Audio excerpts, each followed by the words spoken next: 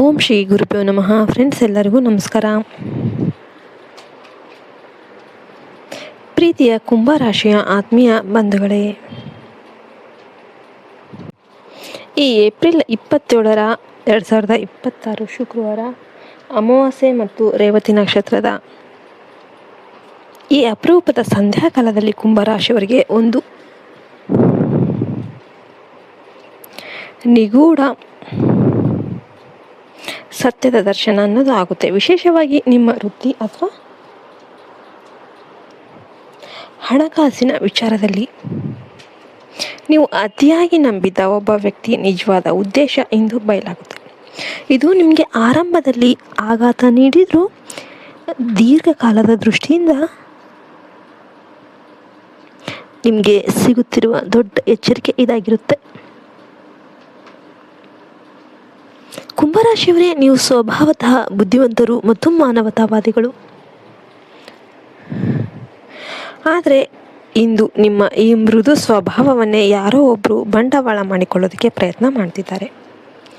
ಗ್ರಹಗತಿಗಳ ಪ್ರಕಾರ ಇಂದು ಬೆಳಿಗ್ಗೆ 10:44 ಮಧ್ಯಾಹ್ನ 12:21 ರಾಹುಕಾಲ ಇರೋದರಿಂದ ಈ ಸಮಯದಲ್ಲಿ ಯಾವುದೇ ಹೊಸ ಒಪ್ಪಂದಗಳಿಗೆ ಅಥವಾ ಹಣದ ವಿನಿಮಯಕ್ಕೆ ಮುಂದಾಗಬೇಡಿ.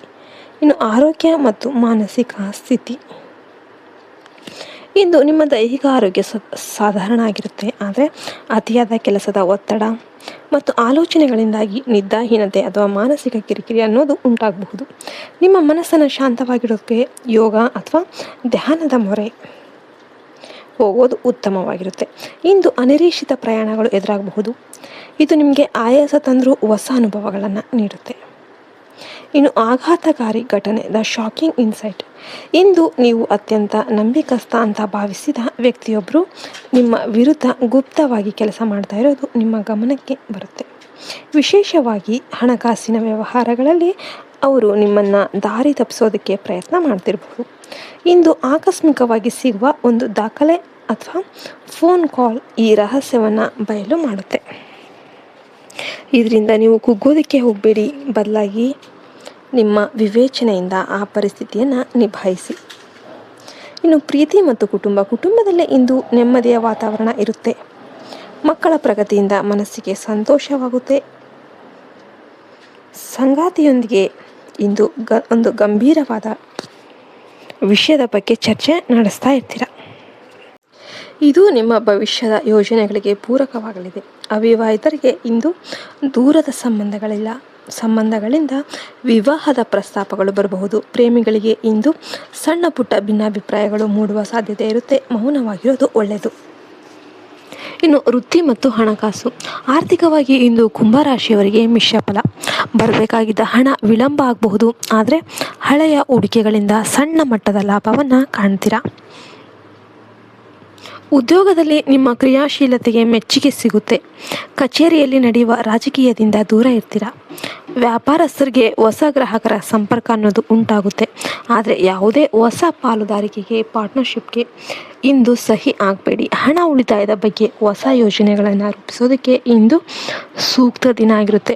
ಇನ್ನು ವಿದ್ಯಾರ್ಥಿಗಳಿಗೆ ಇಂದು ಏಕಾಗ್ರತೆ ಹೆಚ್ಚುತ್ತೆ. ಕಠಿಣ ವಿಷಯಗಳನ್ನು ಸುಲಭವಾಗಿ ಅರ್ಥ ಮಾಡಿಕೊಳ್ತೀರಾ. ಆದರೆ ಸಾಮಾಜಿಕ ಮಾಧ್ಯಮಗಳಲ್ಲಿ ಹೆಚ್ಚಿನ ಸಮಯ ಕಳೆಯೋದ್ರಿಂದ ನಿಮ್ಮ ಗುರಿಯಿಂದ ವಿಚಲಿತರಾಗುವ ಸಂಭವ ಇದೆ. ಎಚ್ಚರವಾಗಿರಿ. ಇನ್ನು ಪರಿಹಾರಗಳು, ರೆಮಿಡೀಸ್, ಇಂದಿನ ದೋಷಗಳನ್ನು ನಿವಾರಣೆ ಮಾಡಿ ಜೀವನದಲ್ಲಿ ಸುಗಮವಾಗಿ ಮುನ್ನಡೆಸೋದಕ್ಕೆ ಒಂದು ವಿಶೇಷ ಪರಿಹಾರ ಇದೆ. ಇಂದು ಸ್ನಾನ ಮಾಡುವ ನೀರಿನಲ್ಲಿ 5 ಹೆಸರು ಕಾಳುಗಳನ್ನು, ಗ್ರೀನ್ ಗ್ರಾಮ್ ಹಾಕಿ ಸ್ನಾನ ಮಾಡಿ. ಇದು ನಿಮ್ಮಲ್ಲಿ ಸಕಾರಾತ್ಮಕ ಶಕ್ತಿಯನ್ನು ವೃದ್ಧಿಸುತ್ತೆ. ಸಂಜೆ ವೇಳೆ ಹನುಮಂತನ ದೇವಸ್ಥಾನಕ್ಕೆ ಭೇಟಿ ನೀಡಿ ದೀಪ ಹಚ್ಚೋದು ನಿಮಗೆ ಹೆಚ್ಚಿನ ಧೈರ್ಯ ಮತ್ತು ಸ್ಥಿರತೆಯನ್ನು ನೀಡುತ್ತೆ. ಅದೃಷ್ಟ ಸಂಖ್ಯೆ 3, ಅದೃಷ್ಟ ಬಣ್ಣ ಹಸಿರು. ಕುಂಭರಾಶಿಯವರೇ, ಜಗತ್ತಿನಲ್ಲಿ ಎಲ್ಲವೂ ನಾವು ಅಂದ್ಕೊಂಡಂತೆ ಇರೋದಿಲ್ಲ, ಆದರೆ ಸತ್ಯವನ್ನು ಅರಿತವನೇ ನಿಜವಾದ ಜ್ಞಾನಿಯಾಗಿರ್ತಾನೆ.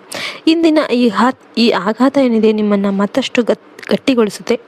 ಈ ಮಾಹಿತಿ ಇಷ್ಟವಾದ ಲೈಕ್ ಮಾಡಿ, ಶೇರ್ ಮಾಡಿ, ಚಾನಲನ್ನು ಸಬ್ಸ್ಕ್ರೈಬ್ ಮಾಡೋದನ್ನು ಮರಿಬೇಡಿ. ಧನ್ಯವಾದಗಳು. ಜೈ ಹಿಂದ್, ಜೈ ಭಾರತ್ ಮಾತೆ. ಹರಿ ಓಂ ತತ್ಸತ್. ಸರ್ವೇ ಜನ ಸುಖಿನೋ ಭವಂತು.